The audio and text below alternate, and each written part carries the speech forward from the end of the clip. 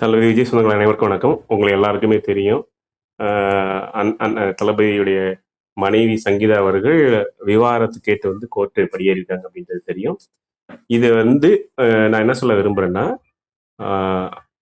அவருடைய பர்சனல் லைஃப்பையும் அவங்க அரசியல் லைஃப்பையும் தனித்தனியாக பார்க்கணும். அந்த பர்சனல் லைஃப்பை இங்கே அரசியல் இருக்கவங்க விமர்சிக்கக்கூடாது.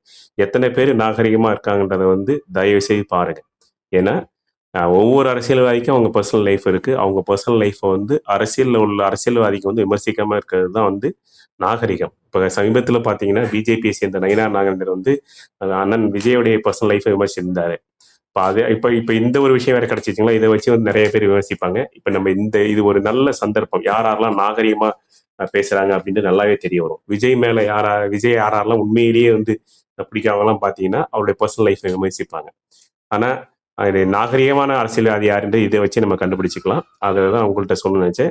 அண்ணனுடைய பர்சனல் லைஃப் வேற, அண்ணனுடைய அரசியல் லைஃப் வேற. அதையும் இது மிக்ஸ் பண்ணிக்க கூடாது. இந்த விஷயம் வந்து அண்ணன் இதெல்லாம் கிராஸ் பண்ணி வெல்வார் அப்படின்றத வந்து நான் நம்புறேன். நன்றி. ஜெய் விஜய்.